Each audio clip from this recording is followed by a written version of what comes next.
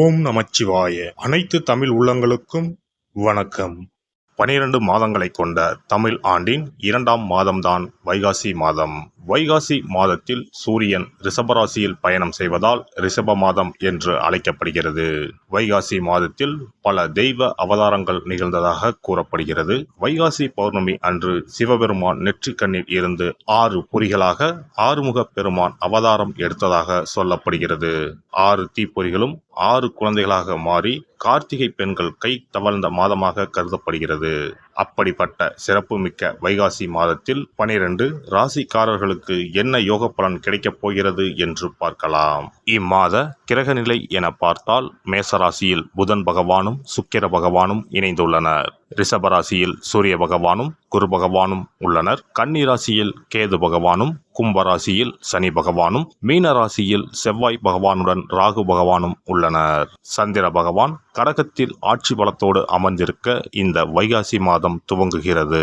இம்மாத கிரக பெயர்ச்சி என எடுத்துக்கொண்டால் வைகாசி மாதம் 6ஆம் தேதி, அதாவது மே மாதம் 19ஆம் தேதி அன்று சுக்கிர பகவான் ரிஷபராசியில் பெயர்ச்சியாகி ஆட்சி பலத்துடன் வலிமையாக இருக்கப் போகிறார்.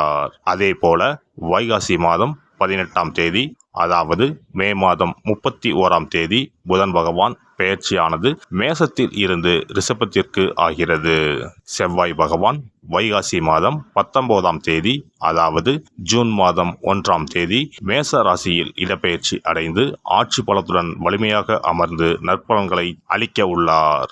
இந்த கிரக அமைப்பினால் உங்கள் வாழ்வில் ஏற்படக்கூடிய சுப மற்றும் அசுப பலன்கள் என்ன என்பதனையும், அசுப பலன் ஏற்படுமாயின் ராசிக்காரர்கள் செய்ய வேண்டிய பரிகாரம் என்ன, வழிபட வேண்டிய தெய்வம், வழிபடும் முறை என்ன என்பதனை பற்றி விரிவாக காண்போம். பிறக்கப் போகும் இம்மாதம் உங்கள் வாழ்வில் வளமும் நலமும் செல்வ செழிப்பும் பெற்று வாழ்வின் உயரிய நிலையை அடைய எல்லாம் வல்ல எம்பெருமானை வேண்டி விரும்பி கேட்டுக்கொள்கிறேன். எதிலும் நியாயமும் நேர்மையும் இருக்க வேண்டும் என்று எதிர்பார்க்கும் கும்பராசி அன்பர்களே, இந்த மாதம் சொன்ன சொல்லை காப்பாற்ற பாடுபட வேண்டியிருக்கும். திடீர் கோபம் உண்டாகும், கட்டுப்படுத்திக் கொள்வது நல்லது. அடுத்தவர்களால் இருந்த தொல்லைகள் குறையும். தொழில் வியாபாரம் தொடர்பான விஷயங்களில் கூடுதல் அலைச்சல் இருந்தாலும் முடிவில் சாதகமான பலன் கிடைக்கும். வாடிக்கையாளர்களை அனுசரித்து செல்வது நல்லது. உத்தியோகத்தில் இருப்பவர்களுக்கு அலுவலக வேலை தொடர்பான கவலை ஏற்பட்டு நீங்கும். அதிக நேரம் உழைக்க வேண்டி இருக்கும். மேல் அதிகாரிகள் ஆதரவு கிடைக்கும். ஆனால் கவனமாக இருப்பது நல்லது. குடும்பத்தில் சுபகாரியங்கள் நடக்கலாம். உறவினர்களிடம் நிதானமாக பேசுவது நல்லது. கணவன் மனைவிக்கு இடையே இருந்த இடைவெளி குறையும். பெரியோர் ஆதரவும் கிடைக்கும். பிள்ளைகளிடம் இனிமையாக பேசுவது நல்லது.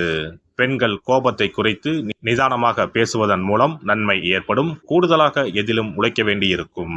கலைத்துறையில் இருப்பவர்களுக்கு உகந்த காலகட்டம் இதுவாகும். கைக்கு எட்டிய அனைத்து வாய்ப்புகளையும் பயன்படுத்தி முன்னேற்ற பாதையில் செல்வீர்கள். அரசியல்வாதிகளுக்கு பலன்கள் நன்மை தீமை என கலந்து கிடைத்தாலும் சிறப்பாக இருக்கும். எந்த ஒரு வேலையை செய்யும் போதும் கூடுதல் கவனத்துடன் செய்வது நல்லது. செலவுகள் அதிகரிக்கும். மாணவர்களுக்கு கல்வியில் முன்னேற்றம் காண கூடுதல் கவனத்துடன் ஆசிரியர்களின் உதவியுடனும் பாடங்களை படிப்பது நல்லது. நட்சத்திர பலன்கள் அவிட்டம் 3, 4 பாதங்கள். இந்த மாதம் புகழ் பாராட்டு வந்து சேரும். நற்பெயர் எடுப்பதற்கு உண்டான சூழ்நிலைகள் உருவாகும். எதிர்பார்த்த பதவிகள் வந்து சேரும். நல்ல பலன்கள் கிடைத்தாலும் அதே நேரத்தில் விழிப்புடன் செயல்படுவதும் நன்மை தரும். இழுபறியாக இருந்த சில காரியங்கள் நன்றாக நடந்து முடியும். கையிருப்பு கூடும். தடங்கள் இன்றி எல்லா காரியத்தையும் முடிப்பீர்கள். பணத்தட்டுப்பாடு நீங்கும். சதயம் நட்சத்திரம். இந்த மாதம் குழப்பங்கள் தீரும். எந்த ஒரு காரியத்திலும் எதிர்பார்த்த வெற்றி தாமதமாக கிடைக்கும். ஒதுங்கி இருந்தால் கூட வலுக்கட்டாயமாக எதிலாவது ஈடுபட சுற்றமும் நட்பும் தூண்டுவார்கள். கவனமாக அதை தவிர்ப்பது நல்லது. தொழில் வியாபாரத்தில் மந்தநிலை காணப்பட்டாலும் வருமானம் வந்து சேரும். புதிய முயற்சிகள் காலதாமதமாக முடியும். பூரட்டாதி 1, 2, 3ஆம் பாதங்கள். இந்த மாதம் வாடிக்கையாளர்களிடம் வாக்குவாதத்தை தவிர்ப்பது நல்லது. உத்தியோகத்தில் இருப்பவர்கள் கூடுதல் பணியை கவனிக்க வேண்டியிருக்கும். மேல் அதிகாரிகளிடமும் சக பணியாளர்களிடமும் அனுசரித்து செல்வது நல்லது. குடும்பத்தில் அமைதி ஏற்பட குடும்ப உறுப்பினர்களிடம் நிதானமாக பேசுவது, வாக்குவாதத்தை தவிர்ப்பது நல்லது. விநாயகரை சனிக்கிழமைகளில் வணங்கி வருவது மன அமைதியை தரும், கடன் தொல்லை குறையும். சிறப்பு தொகுப்பு. இனி வரவே வராது என நினைத்த பணம் திரும்பி வருவதற்கு இதை மட்டும் செய்தால் போதும்.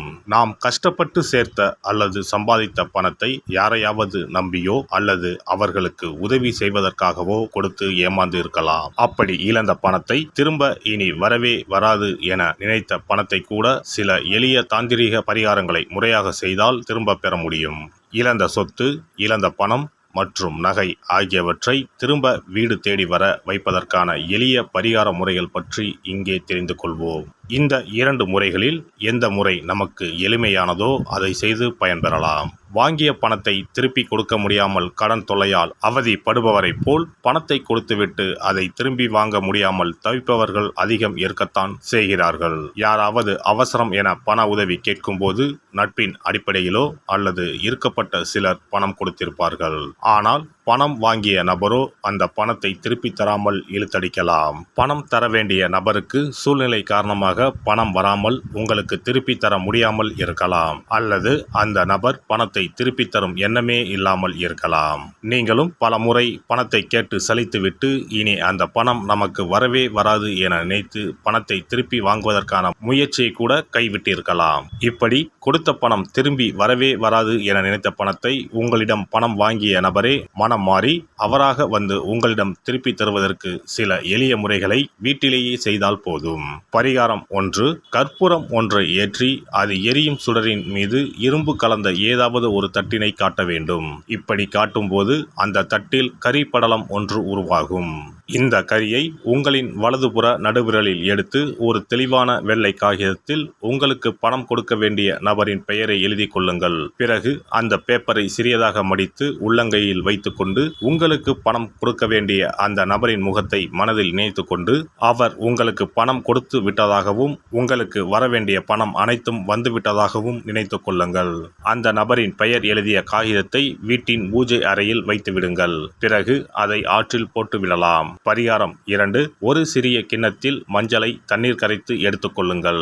ஒரு குச்சியால் அந்த மஞ்சளை தொட்டு வெள்ளை காகிதத்தில் பணம் தர வேண்டிய நபரின் பெயரை எழுதி கொள்ளுங்கள். ஓம் ஸ்ரீ கார்த்த வீர்யாஜுனாய நமக என்ற மந்திரத்தை 27 முறை சொல்லி பணம் கொடுக்க வேண்டிய நபர் உங்களுக்கு தர வேண்டிய பணம் அனைத்தையும் கொடுத்து விட்டதாக நினைத்து வேண்டிக் கொண்டு அந்த காகிதத்தை சுற்றி வெள்ளை நூலால் கட்டிவிட வேண்டும். பிறகு அந்த காகிதத்தை ஆற்றிலோ கடலிலோ போட்டுவிட வேண்டும்.